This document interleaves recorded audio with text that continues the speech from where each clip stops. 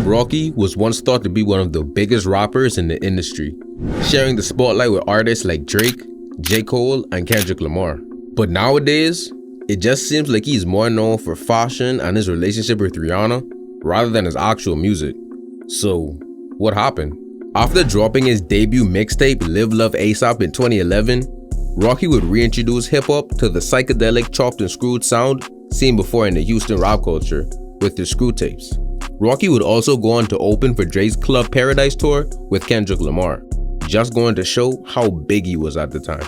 After the success of his mixtape, Rocky would start to gain a massive audience and would later sign a $3 million deal with RCA Records, solidifying himself into the mainstream hip-hop scene. After signing this new deal, Rocky would set many expectations for himself that many thought were promising, but would soon later find out he might have bitten off more than he could chew. Now with the record label behind him and new mainstream popularity, Rocky would go on to release his debut album, Long Live ASAP. And this would unfortunately be the start to his end, because now that he was under label provision, he had to succumb to label pressure to produce mainstream records and go against what he was most appreciated for, releasing songs like Wild for the Night with Skrillex and Effing Problems, which he's on record saying he hates. That record, that was fire. It was a dope time, man. What made you not like it? Because you look like you trying to play the scope of the game. Like, you know what I'm saying? At the end of the day, you come in and you kind of want to do your own thing. It's a formula. Every few years it changes, right? So now the formula is do a TikTok or do this, do that, do that. At the time, it was like, get on a song with Drake, get with 2 Chainz, make this kind of song with this BPM. It's gonna be a hit. And sometimes, like, you know, a person like me, I just was like, I was afraid of looking like I was trying, but I don't give a f. And as the album hit the market, Rocky's new pop rap style was displayed. Rocky himself would call out some of these songs, hating the mainstream pop rap sound. I feel like when it comes down to like my second album, I just wanted to prove to people that I could have mainstream commercial success. So that's why I made songs like Wild for the Night and Problems. I hate those songs. I do. And because of this, he decided to move away from the mainstream sound and went back to his old roots, not really caring about chart positions. This would then be the beginning of the end of Rocky's commercial success. Within 2015, Rocky releasing his sophomore album, At Long Last ASAP. And a couple years later, in 2018, he would release his heavily experimental album, Testing, which peaked at number 4 on the Billboard Top 200 chart, becoming the first Rocky album to not be able to top the charts. But there are many other factors that caused Rocky to stray away from being the chart-topping Goliath he was made to be. For one being, his second album, At Long Last ASAP, had some difficult challenges due to the untimely passing of ASAP Yams in January of 2015. Yams was the glue that held the whole ASAP mob together, being a mentor to Rocky and the other members of the group. With also being the executive producer of ASAP, his passing will have a negative lasting impact on the group that even today they still haven't recovered from, with the group's last album being in 2017 with the Cozy Tapes 2. Although Rocky didn't get to become a massive mainstream hit like he was sought out to be, it seems he found a groove in the world of fashion. And now having his second child with Rihanna, it seems like he's loving the life of being a father. A similar situation can be brought up for another artist named Chief Keef. Coming from Chicago, Chief Keef came into the game on fire with his single, Don't Like. He would gain major love from fans and established rappers like Kanye, 50 Cent, and Snoop Dogg. He would also even score a spot on Kanye's Cruel Summer album with a remix for Don't Like. It was clear to see Chief Keef was on the right path, but the one thing that might have been the reason for his come up may have been the same thing to be his downfall.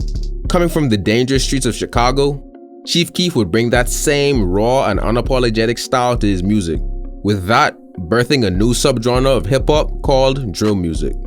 Chief Keef's influence became the success for many rappers today from Chicago, such as Lil Durk, G Herbo, Polo G, and many more.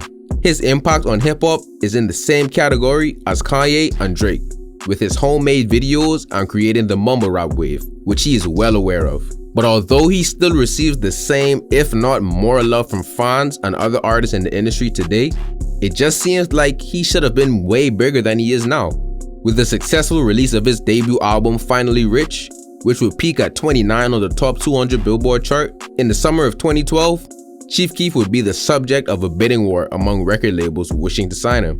While 2012 proved to be a relatively quiet year in terms of music output, Chief Keef began the year by signing with Interscope Records. But it seemed like after he had become successful, he would start to take his foot off the gas a bit.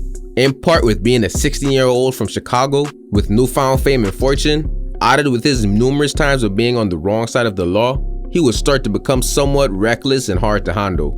And because of this, in 2014, he would be dropped from his label, Interscope Records.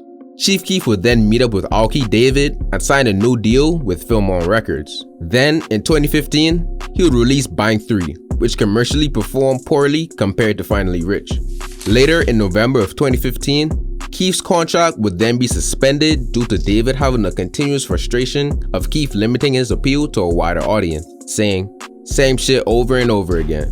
Limiting his appeal to a wider audience, and I'm not saying he should sell out, just be more prolific. This would only be a continuous trend of Chief Keef rejecting the mainstream light to rather stay in a more controlled environment. This could also be seen when he turned down a deal that would have made him the first artist to sign with Apple Music, saying his manager at the time, Larry Jackson, told him he was going to be the first artist on Apple Music, and he turned it down simply because he didn't want to. Chief Keef's fail to become a mainstream sensation wasn't because he didn't have the talent to. Rather, it was because he didn't want to succumb to the added attention that came with being mainstream and would have rather stayed low-key. This, however, couldn't be said for another artist by the name of XXXTentacion, who had the talent, charisma, and personality to thrive in the mainstream light, and was on the path of being one of the greatest artists of his generation. But unfortunately, his time would be unexpectedly cut short before he could have shown his full potential. Bursting on the scene with Look At Me, X became the driving force for the SoundCloud rap wave, growing a major fan base in the matter of months. He would be known as the pioneer of the subgenre known as emo rap, and started a whole new generation of artists with not only his music, but his fashion as well. After dropping his debut album 17, the album would then go on to be number 2 on the Billboard Top 200 chart. The album was so unique and popular that even Kendrick Lamar had co-signed the album, and even brought him out to open for his Damn album tour. X would even be one of the first rappers to openly speak about suicide and mental struggles, connecting with the audience like no artist had did before. He would then go on to drop his sophomore album, in March of 2018, and it debuted at number 1 on the Billboard Top 200 chart, showing his versatility by having multiple different genres in one album, which would be the reason for him naming the album because he didn't know what genre to put it under. X was on the rise, and the future was bright as ever for the young artist, and with all eyes on him, he was ready to show everyone what he had in store. He would then go on to sign a $10 million one-album deal for the release of his third album with Empire Distribution. But unfortunately, one day on June 18, 2018, X would go to a motorcycle shop to buy a bike, and while leaving the shop, he would be blocked by a black Jeep and was then robbed and shot dead on the scene. X was on the path to be the biggest artist of his generation, but due to envy and jealousy, he was unfortunately taken out before he could showcase his true potential to the world. But X's longtime partner and best friend Mask the Slum God was also set to have a promising career, but slowly faded away from the mainstream, with everyone wondering what happened. Mask the Slum God became somewhat of an overnight sensation with X after he released Look At Me, and in 2017, he would have both of his songs, Catch Me Outside and Baby Wipe, to gain over 100 million views on YouTube. He would even receive a co-sign from Missy Elliott in the process. Mask's career was really starting to become real big in the mainstream, with him receiving invites from Rolling Loud. But unfortunately, tragedy would strike, as not only his duo partner, but his best friend XXXTentacion would pass away. This left Ski Mask in a massive state of depression, with many videos of him crying on IG Live showing just how dejected he was. But 8 months after X's passing, he would drop his debut album, Stokely, which debuted at number 6 on the Billboard Top 200 chart. Many people loved the album and couldn't wait to see what he would drop next, but unfortunately, this would be the last album Ski Mask would release for the next 6 years. After X's passing, Ski started to grow another relationship with fellow rapper Juice WRLD. They would be seen in many videos and interviews together and would release a song together called Nuketown. They also started to work together to release a collab project called Evil Twins.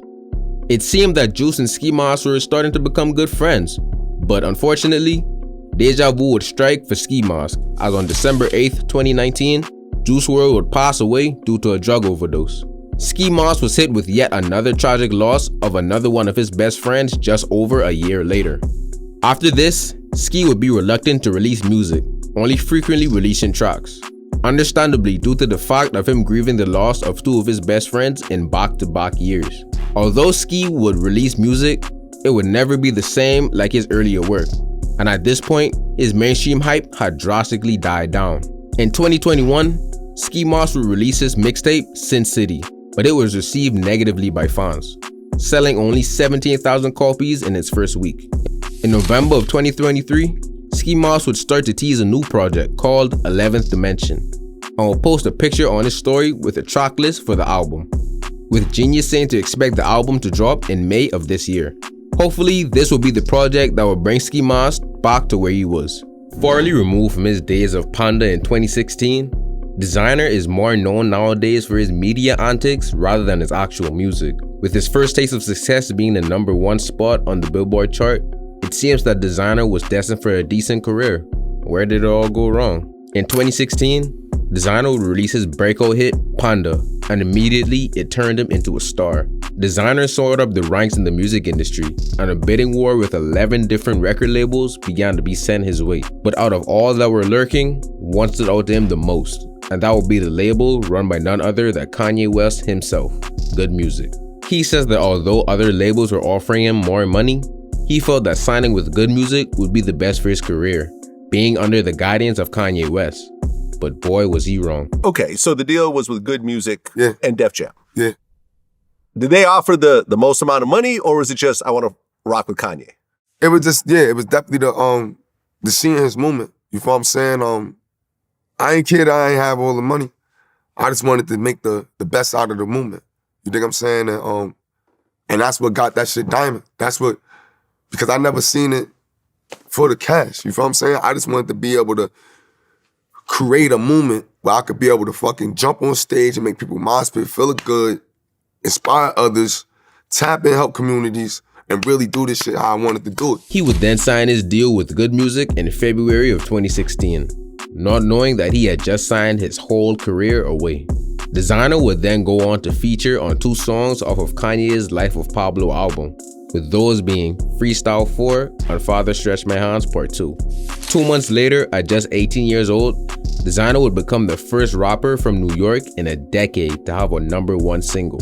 Panda would go on to get remixes from rappers like T-Pain, Fabulous, and Meek Mill, just going to show how much of a pull he had on the music industry. Designer would become one of 19 artists at the time to have their first appearance reach #1 on the Billboard chart. But what might have seemed like an accomplishment would be the same thing to hold him back, because having your first appearance to top the charts may sound like a perfect start, but this only sets pressure on an artist to come back again with similar results, not knowing that topping the charts isn't as easy as most people think.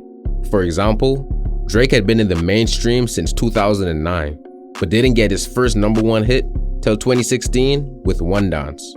And with Panda reaching major success so quickly, it only meant that if he didn't drop another chart-topping hit or something in the realm of it, anything after that would live in his shadow.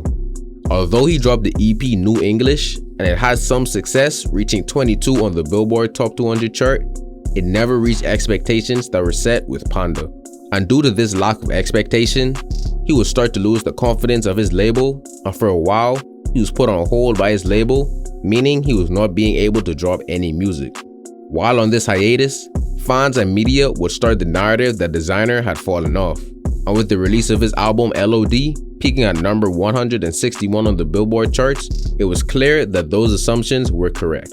Yo, for real, man, for all them haters out there, man, I don't want to hear all this shit. Designer fell off. Designer never fell nowhere. You know what I'm saying? I fell into a motherfucking mansion. I just born in LA. You know what I'm saying? And thank you all my fans. LOD album coming soon. Later in 2020, Designer would cut ties with Good Music and officially went independent, revealing the true reason for him leaving Good Music in an interview with DJ Vlad. You started to really feel like you want to leave Good Music? Yeah, it was like because it was like I couldn't express myself the way I like what was going on in my crib to my label mates. And maybe I should never try to like run like my emotion in the game. But it was just something like I would just like, you know, I was young. I never was taught not to keep your emotions out the game. In 2022, although Designer would start to drop music consistently, it was way too late at this point, and his hype had already been long gone. And with the recent report of Designer exposing himself on a plane to a flight attendant, it's clear to see he is far away moved from his Panda days. Just because an artist has a massive hit doesn't necessarily mean they'll be destined for greatness. Because at the end of the day, life can hit you in so many ways, and sometimes their dreams of being a rapper might serve as a blessing and a curse. And trying to chase the success they once had can only bring them down deeper and deeper. Considered to be one of the greatest rappers of all time, Jay-Z even had speculation of falling off in his career that would lead him to an early retirement. But little did everyone know, that retirement wasn't for the reason of music, but to actually commit a sneaky billion-dollar deal behind his partner's back that will lead him to where he is today. Click here to find out how he did that.